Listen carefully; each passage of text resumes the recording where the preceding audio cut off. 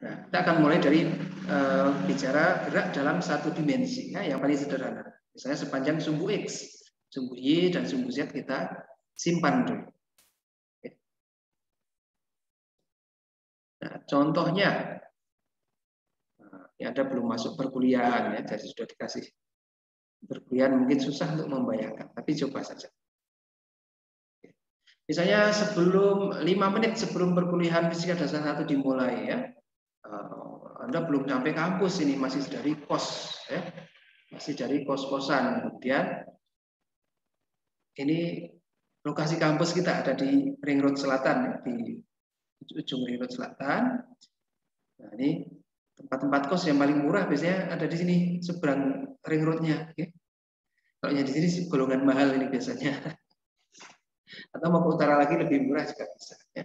Jadi misalnya Anda kos di utara, kemudian 5 menit Anda baru nyampe perempatan lampu merah di sini, ya. Perempatan ini ada Rumah Sakit Jogja,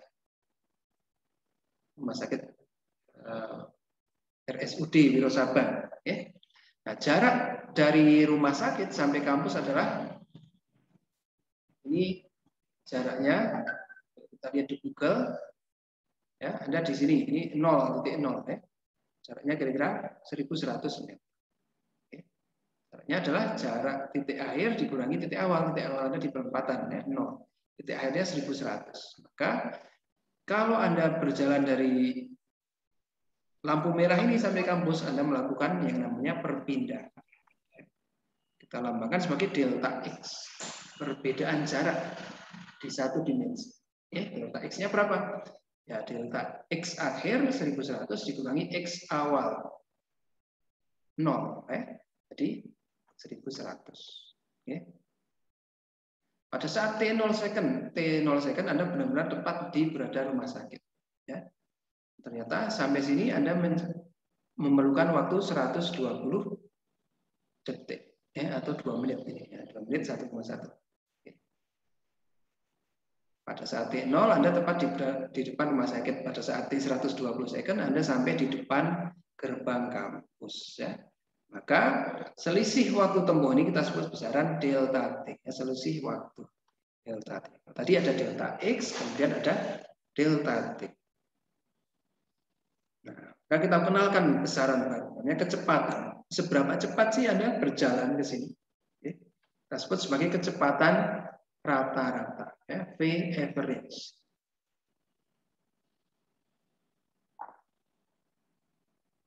Ya, dapat dihitung atau didefinisikan sebagai laju perubahan posisi terhadap perubahan waktu. Ya, V average adalah delta X dibagi delta T, X2 minus X1 dibagi T2 minus X1. Ya, 1100 dikurangi 0 dibagi 120 kurangi 0. Oke. Jadi kecepatan rata-rata Anda adalah 9,17 meter per second. Ya, artinya setiap second Anda menempuh, setiap detik Anda menempuh 9 meter. 9 meter. Hingga sampai sini 2 menit pas. Oke. Paham ya? Perpindahan kecepatan. Nah, akan tetapi kenyataannya kita tidak selalu melaju dengan 9,17 meter per detik, ya. Terkadang cepat, terkadang lambat, ya. Artinya laju kita tidak konstan, tetapi berubah-ubah sepanjang waktu. Ya, contohnya ini saat lampu merah di sini, di lampu merah. Begitu lampu hijau menyala, kan tidak mungkin Anda langsung 100, ya. Pasti mulai pelan-pelan dulu, gigi 1, kemudian masuk gigi 2, masuk gigi 3, ya. Artinya ini dipercepat dari 0, kemudian semakin cepat, ini semakin cepat. Ya. Kemudian di sini ada pertigaan, tiba-tiba ada ibu-ibu nyelonong, ya, tanpa nengok kiri kanan, ya, Anda kaget. Ya. Dan ada rem. Nah, ini kecepatannya kemudian menurun sampai berhenti. Ya. Ngelus dokter si astagfirullahaladzim, mau nabrak orang. Ya. Nah, kemudian mulai melaju lagi semakin cepat hingga kecepatannya konstan. Kemudian sampai pertigaan yang kedua ada mobil mau belok. Oke, maka Anda perlambat. Oke. Nah, setelah mobilnya selesai belok, Anda percepat lagi sampai di tempat tujuan. Anda mau belok, sedikit diperlambat. Ya. Nah, artinya kan laju kita tidak selalu sama, tidak konstan sepanjang waktu. Ya. cepat, kadang lambat, kadang ngerem, kadang ngegas. Oke. Nah, kita tertarik ini untuk mengetahui pada saat saya ngerem tadi kecepatan saya berapa sih? Ya, atau pada saat ngegas tadi kecepatan saya berapa sih? Di depan sekolah SD misalnya ya, tadi saya kecepatannya berapa sih? Misalnya ada batasan kecepatan maksimum 40, saya melebihi kecepatan itu atau tidak? Ya? Nah, oleh karena itu ada besaran yang namanya kecepatan sesaat. Ya, kita berikan sebagai lambangnya Fx sama dengan delta x per delta t untuk, maaf ini t ya, bukan x, ini t pada saat delta t mendekati 0, delta x per delta t. Ya, pada saat tadi kita ambil seperti kecepatan. Kalau kecepatan kan titik awalnya di sini, titik akhirnya di sini. Ya. Kalau sesaat, ya kita mau tahu yang di sini ya.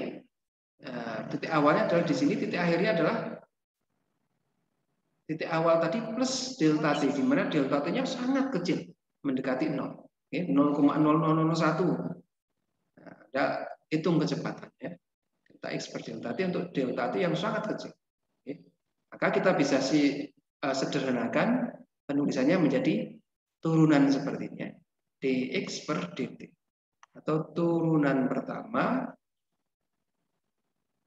dari perpindahan. Oke. Kita sebut sebagai kecepatan sesaat.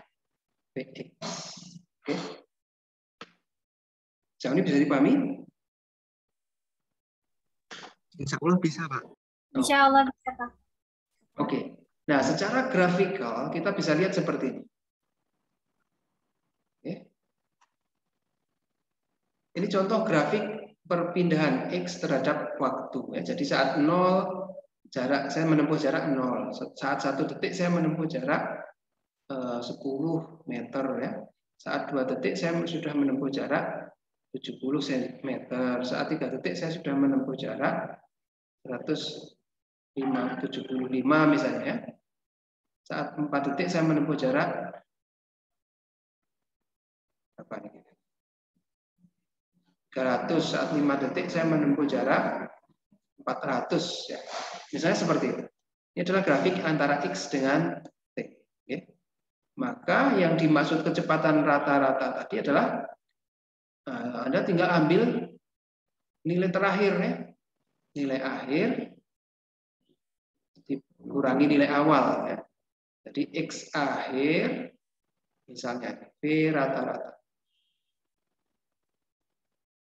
Di akhir 400 dikurangi 0 ya, X-nya 400 awalnya 0 dibagi T akhir 5 dikurangi 0 ya, 80 meter per detik. Nah, kecepatan rata-rata Anda kalau digambar grafik seperti ini.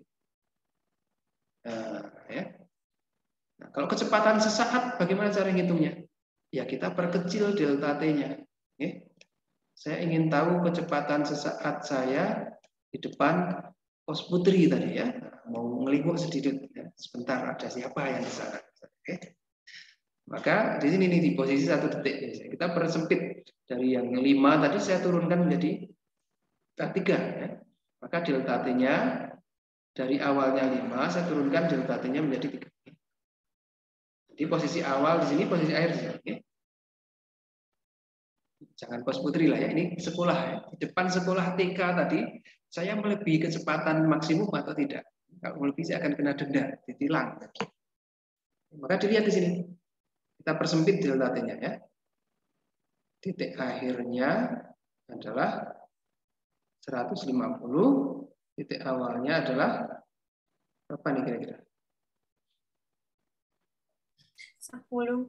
Ini 175 mungkin ya. 175 ini 25 misalnya. Okay. Berarti P-nya adalah 175 minus 25 dibagi 3 kurangi 1. Ya, 150 per 2. Oh, kecepatan saya 75 meter per second. Ini kan berbeda nih dari rata-rata ya. Di titik P1, di depan SD tadi. Di depan TK ya. Nah, ini kan masih delta T-nya masih lebih jauh dari 1. Maka kita ingin lebih detail lagi berapa sih sebenarnya kecepatan saya ya, turunkan di sini. Delta T-nya kita turunkan. Misalnya delta T-nya menjadi 2. Oke. Ini sekarang seperti ini.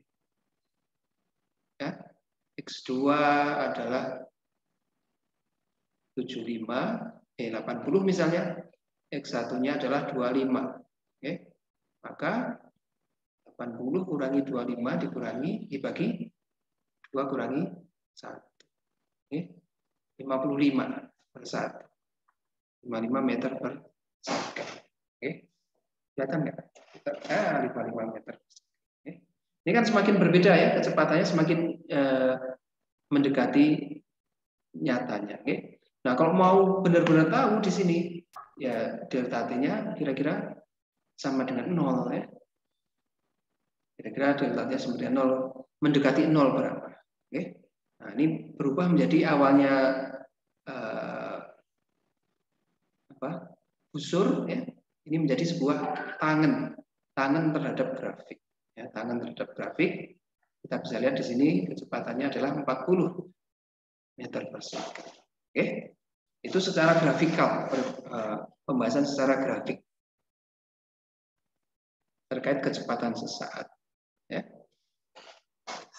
Nah, kembali lagi tadi dalam perjalanan dari rumah sakit Jogja sampai ke kampus, kita mengalami kadang kendaraan kita direm, ya, melambat atau kita gas mempercepat.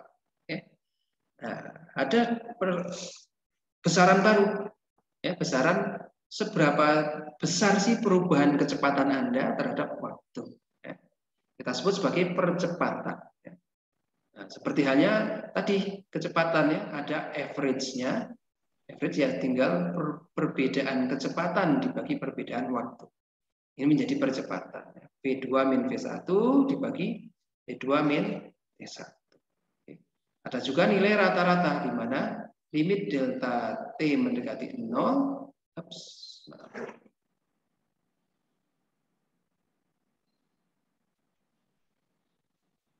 Limit delta T mendekati 0. Ya, itu bukan delta, bukan X tapi ini delta T. Delta T mendekati 0 dV per dt.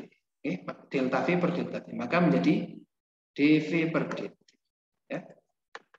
Akan tetapi tadi kan kita menghitung ya bahwa V itu adalah dx per dt. Ya. Oleh karena itu kalau dV per dt menjadi d per dt kali P ya. Atau d per dt kali V tadi kan dx per dt. Oke. Maka A itu menjadi D kuadrat X per dt kuadrat. Ya, turunan kedua dari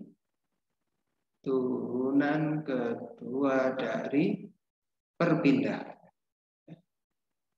Jadi perpindahan kita turunkan pertama D per dt menjadi kecepatan, kita turunkan lagi D per dt menjadi percepatan. Ya. Bisa dipahami ya? Insya Allah bisa, Pak. Oke. Nah, ini secara grafik seperti ini, ya, bahwa kecepatan tadi adalah slope, ya, bahwa ketika kita turunkan, yang kita dapatkan apa sih? Slope ternyata, ya, slope atau kemiringan sebuah kurva. Ya. Kecepatan sesaat itu slope dari grafik X, ya, dan percepatan sesaat itu adalah slope dari grafik V. Ya, contohnya saya mempunyai grafik X-nya seperti ini. Grafik X seperti ini ya. Kita 0 kemudian menempuh jarak sekian sampai ini. Maka V-nya bagaimana?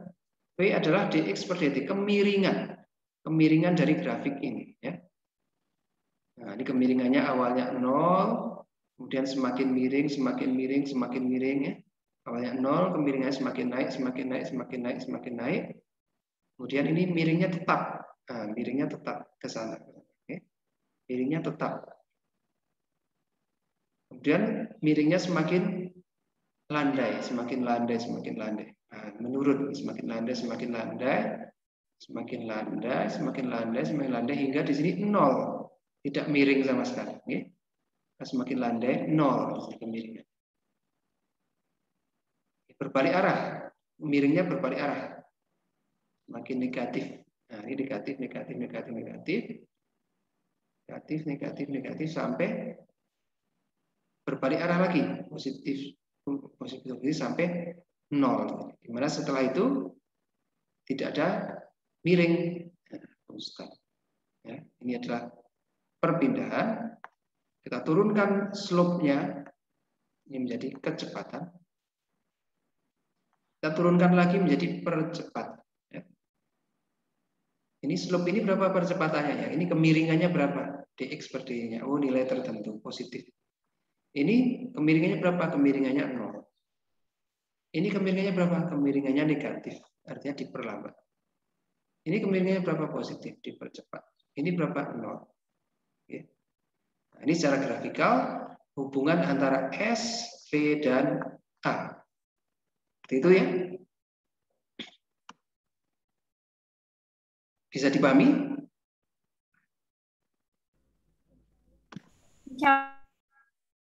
Oke. Bisa dipahami, nanti tambah latihan soal lagi. Tapi ini